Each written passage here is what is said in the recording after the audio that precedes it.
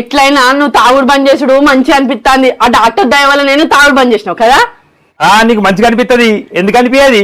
అసలు ఏమైంది? నువ్వు తాగుడు బంద్ చేయడానికి ఆ డాక్టర్ ఏం చెప్పిండు? ఆ డాక్టర్ ఉట్టి అబద్ధాల కోరు. అబద్ధాలు చెప్పి మంచిగా ఫీజు తీసుకుంటాడు.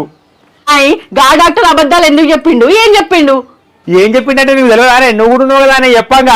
ఇక నేను పోయి సారు డాక్టర్ సాబు నాకు అస్సలు మనశ్శాంతి ఉంటుంది, ఇంట్లో ఎప్పటికీ లొల్లే సారు, అందుకని నేను తాగుతారా అంటే ఇక నుంచి నువ్వు తాగకుండా ఉంటే నీకు శాంతి ఉంటుంది, నీతోనే శాంతి ఉంటుందని అన్నాడు. ఉన్నదా నాతో శాంతి ఉన్నదా?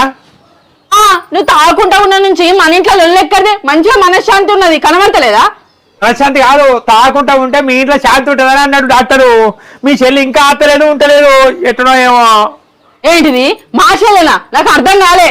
అర్థం కాకపోవడానికి ఏమున్నది? నేను తాగకుండా సపడేకుంటే మీ చెల్లి శాంతి మన ఇంటికానే ఉంటుందని నేను సపడేకుంటాను. ఇక తాగకుండా ఏం చేయాలి? ఓష్ని పాడవాడా డాక్టర్ నువ్వు తాగకుండా ఉంటే మనశ్శాంతి ఉంటది అని చెప్తే మా చెల్లి శాంతి వచ్చి మన ఇంటికాయ ఉంటుందని తాగుడు బంద్ చేసినావా? దానికి తెలియాలి కానీ చెప్పు శిబురు పట్టుకొని ఉడికొస్తుంది. అవునానే, నా చెప్పులు లేగినాయని మీ చెల్లెకి తెలిసిందా? నీకు ఊడిచే శిబురు కూడా ఖరాబ్ అయింది నానే? ఖరాబ్ కాలే, మా చెల్లి వచ్చినప్పుడు చెప్తాను నీ సంగతి. గదే తాగుడు పని చేస్తే డాక్టర్ శాంత చిక్కనే ఉంటుందని చెప్పిండు. ఇంకా రాపాయ మరి.